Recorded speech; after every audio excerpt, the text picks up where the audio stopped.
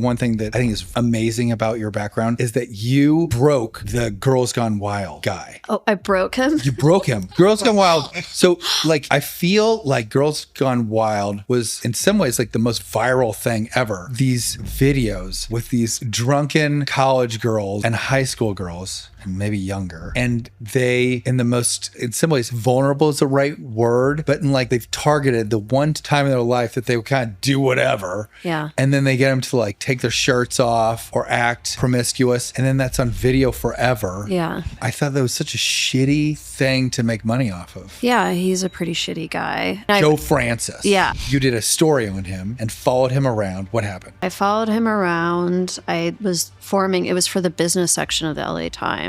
You know, I sort of had a certain impression of him, you know, that he was kind of like a fratty, like take no prisoners, like I can do what I want, sort of acting with impunity, but like fairly generic person. It wasn't like such a huge impression of him. And then towards the end of my reporting, I went with him and his crew on his private plane, the Air Force Fun, to a club in Chicago where they were filming, and it was 18 and over club, which usually I guess means actually everybody's 14, it turns out. Oy. He just got kind of crazier and crazier as the night went on. He walked off that bus allegedly after that encounter, and I was asking him questions, and he ended up throwing me against the hood of a cop car that was there in front of a cop, pinning my arms behind my back, pushing himself against me and like screaming at me about the First Amendment. So he ended up like kind of bruising all my arms. Like it was crazy. The cop did nothing, which is like, oh, everyone said you guys were together, which I'm like, oh, cool. So you could still rough you up. Yeah, it's just like, what were the early aughts like? That is the answer, that you could do that to, like, I was like